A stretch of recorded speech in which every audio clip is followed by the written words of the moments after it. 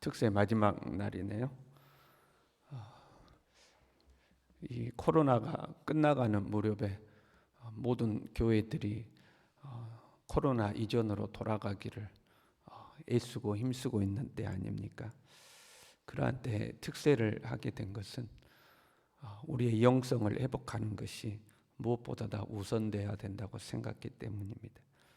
모임의 횟수를 늘리고 규모를 늘리는 일 필요하죠. 그러나 본질을 회복하지 않으면 별 의미가 없어집니다. 오히려 부정적일 수도 있습니다. 본질이 없는 모임은 흩어지기 마련입니다. 가령 가족이 가족 여행을 간다고 해봐요. 가족 여행을 가는 것은 가족끼리 사랑하고 행복하려고 가는 거잖아요. 근데 갈 때마다 싸워요.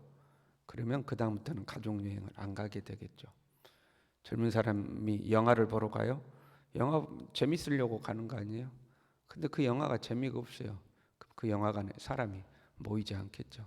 본질을 잃어버린 모임은 흩어지기 마련입니다. 그것보다 안 좋은 것은 본질을 잃어버렸는데 계속 모여요. 그럼 우리는 그것을 부패했다고 그러는 겁니다. 모이기는 모이는데 본질을 추구하지 않고 엉뚱한 것을 추구하는 거죠. 우리가 교회에 나와요. 서로 만나서 인사도 하고요. 서로 만나서 힘든 이야기도 서로 나누고 속사정도 서로 나눠요. 그래서 위로도 얻고 격려도 얻어요. 같이 밥도 먹고 또 족구도 하고 탁구도 치고 그런 것들 다 필요하죠. 그러나 이것이 우리 신앙생활의 메인은 아니죠. 핵심은 아닙니다. 우리가 하나님 앞에 나오는 것은 하나님을 예배하기 위해서죠.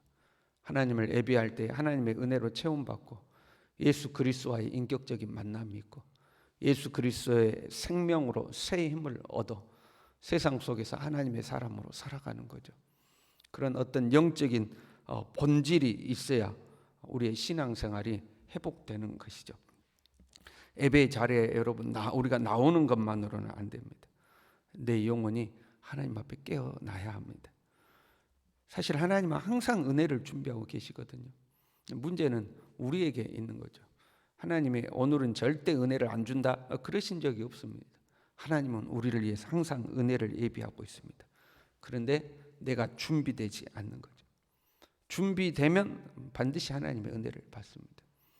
우리가 이렇게 기도를 하는 것은 하나님 앞에 준비된 사람이 되기 위해서 그러는 거죠. 나의 이 껍데기, 나의 이 육신의 소욕, 나의 옛 자아를 깨뜨려 버리고 하나님 앞에 영의 사람으로 서기 위해 우리는 기도를 하는 겁니다. 여러분 변함없이 기도하시길 바랍니다. 특세가 끝나도 하나님 앞에 기도하기를 계속해야 합니다. 교회의 모든 행사가 다 그런 것 같아요. 특세뿐만 아니라 어차피 안 나올 사람은 안 나온다. 나올 사람은 나오고 안 나올 사람은 안 나오죠. 그러니까 어떻게 하면 한 사람이라도 더 나오게 할까? 이것이 이전의 고민이었다면 사실은 이제는 이런 게 별 의미가 없는 것 같아요. 오히려 나오는 우리끼리라도 잘하자. 이게 돼야 될 것 같아요. 그렇잖아요. 그러니까 한 사람이라도 더 나오게 하려고 쏟아붓는 그 에너지를 하나님 앞에 나라도 잘하자는데 쏟아붓는 것이 훨씬 낫지 않을까 이제 그런 생각을 하게 됩니다. 여러분 새벽에 나오시는 우리끼리라도 하나님 앞에 깨어 기도해야 할 줄로 믿습니다. 힘없는 기도 말고 힘 있는 기도를 해야 되겠죠. 이미 하나님 앞에 기도하고 있는 우리 자신부터 기도의 힘을 회복하고 기도를 통해서 하나님의 은혜의 보좌 앞에 담대히 나아가고 깊숙이 나아가고 우리가 하나님의 은혜와 생명으로 체험받는 겁니다. 우리만 하나님의 은혜로 충만해도 우리 교회 가운데 하나님의 역사는 나타나는 줄로 믿습니다. 우리만 잘해도 돼요. 남 뭐라고 할 게 없어요. 우리끼리라도 하나님 앞에 잘하면 하나님의 역사가 나타나죠. 우리는 코로나라는 전염병을 처음으로 경험했습니다. 이전에도 다른 전염병이 있었어요. 사스도 있었고 메르스도 있었고 이런 전염병이 있었지만 우리의 삶이 이렇게 통제되는 전염병은 처음인 거죠. 그리고 오랜 시간 동안 2년이 넘는 시간 동안 삶이 통제가 된 거죠. 이런 것은 처음이잖아요. 이런 생각을 해봐요.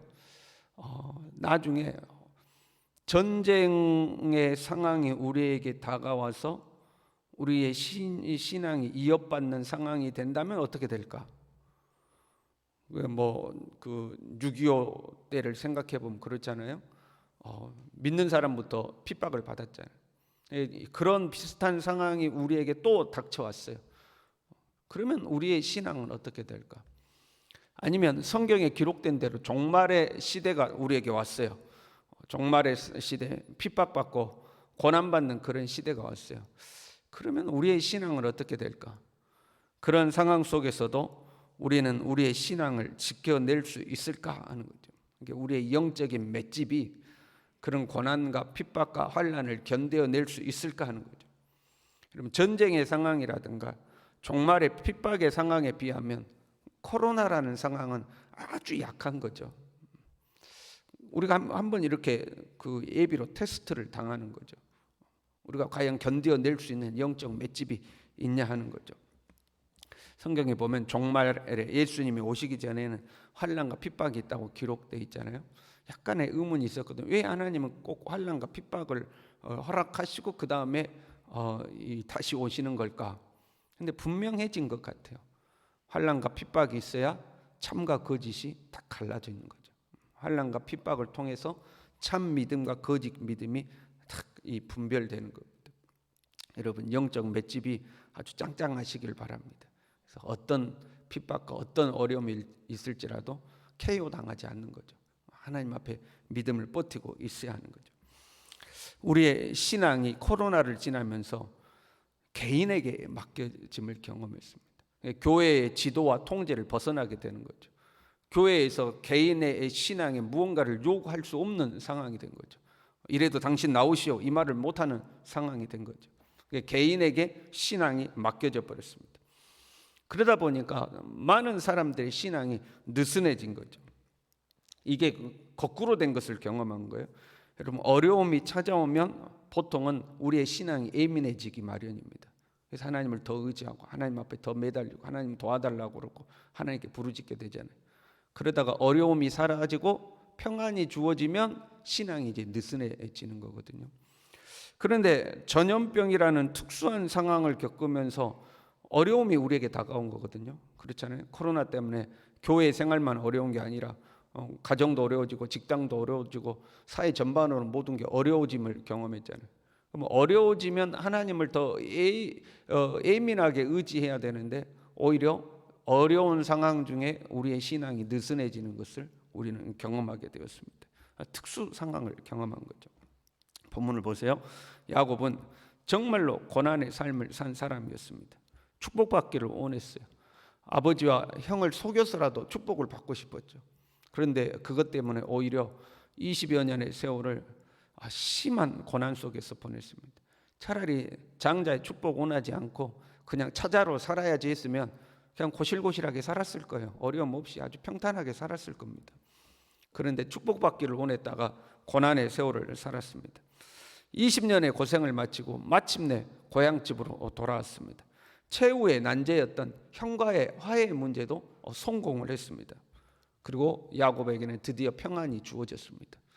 평안한 삶이 시작되니까 야곱의 신앙이 느슨해진 거죠. 세속이 들어오고 우상이 들어오고 하나님과의 약속도 지키지 않았습니다. 제 개인적인 생각으로는 우리의 현재가 야곱의 이곳에 와 있다고 생각합니다. 모든 것이 느슨해지고 세속이 들어오고 우상이 들어오는 야곱은 평안해져서 느슨해졌지만 우리는 이제 코로나가 끝나가는 시점에 느슨한 상황에 와 있다고 생각합니다.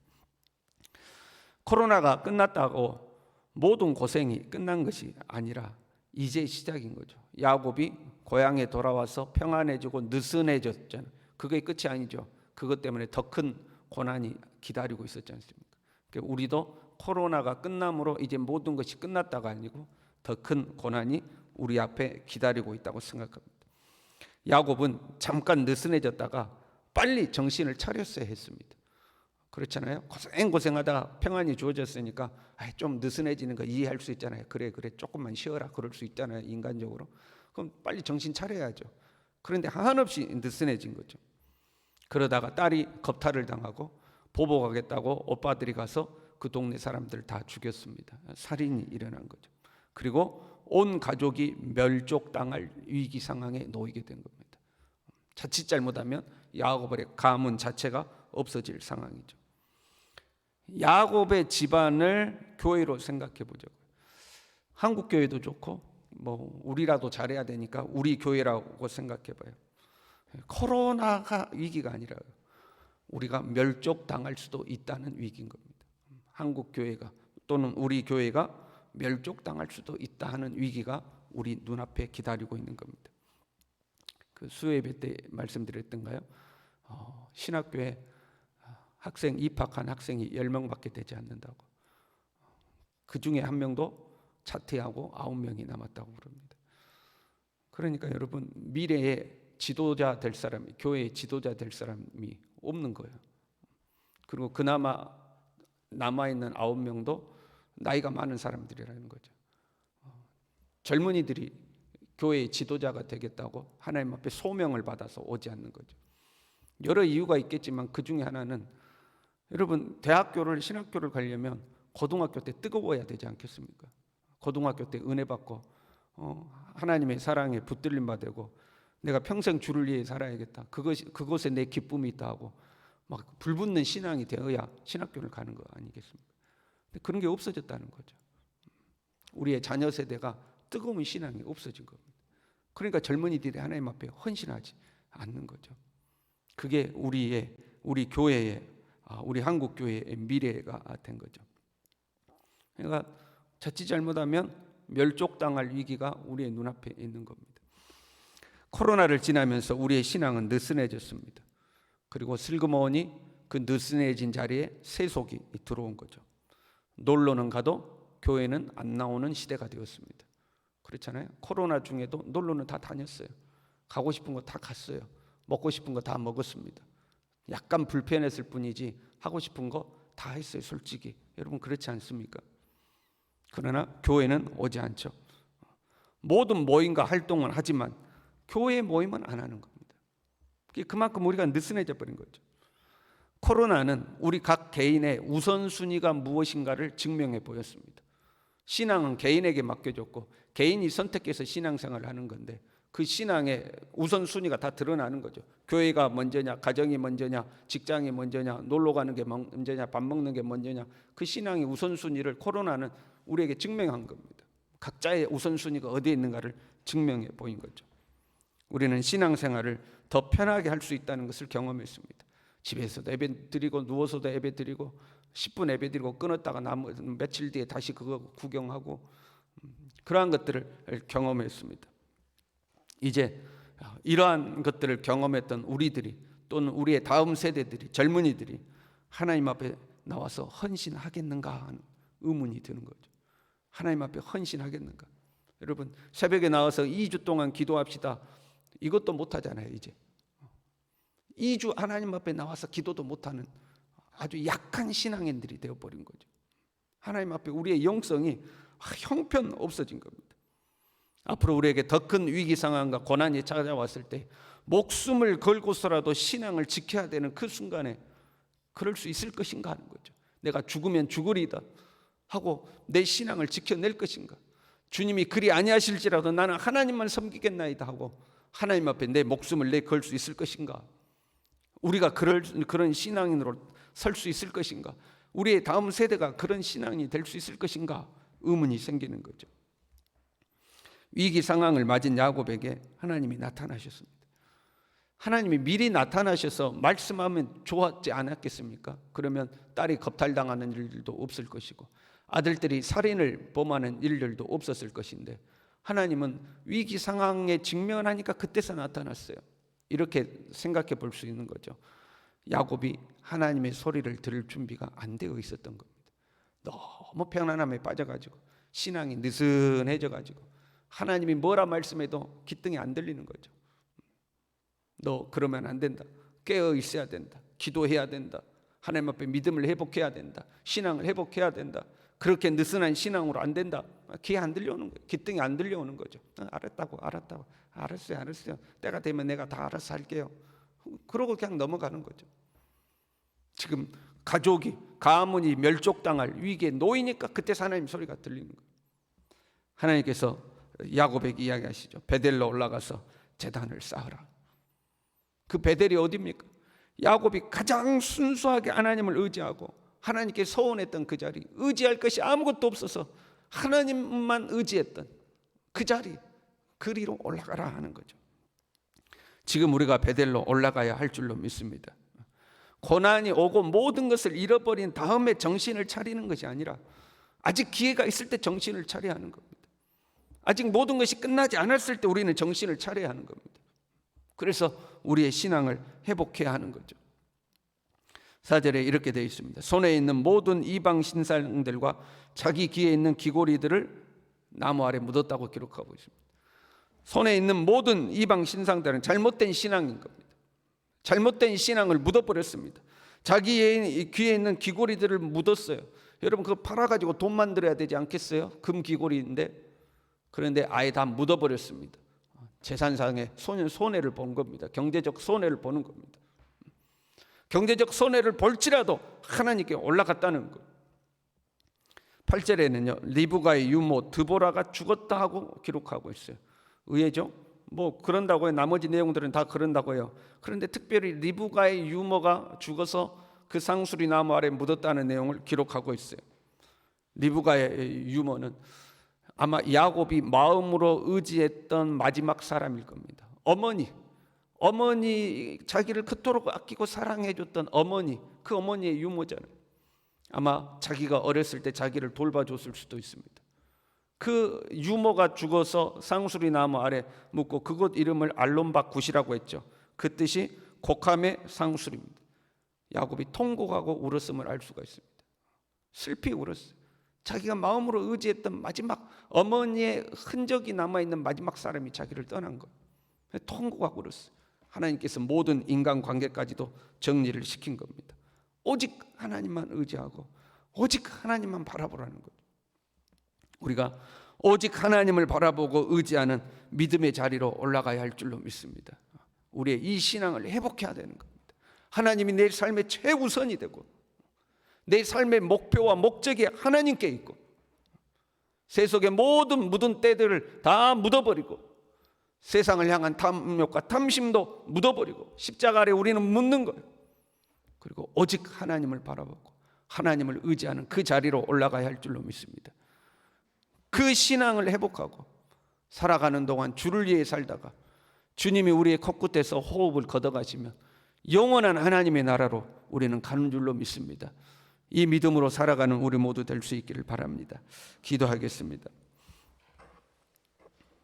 하나님 아버지, 우리의 느슨해진 신앙의 허리띠를 다시 동여매고 하나님 앞에 순수했던 신앙의 자리로 돌아가서 하나님 느슨해진 모든 믿음을 다 버리고 세속에 물든 모든 잘못된 것들도 다 던져버리고 오직 예수 그리스도로 충만하여서 먹든지 마시든지 무엇을 하든지 다 주님의 영광을 위하여 살다가 주님 우리를 부르시면 두 손 들고 할렐루야 천국에 가는 우리 모두가 될 수 있도록 하나님 우리를 붙들어 주시옵소서.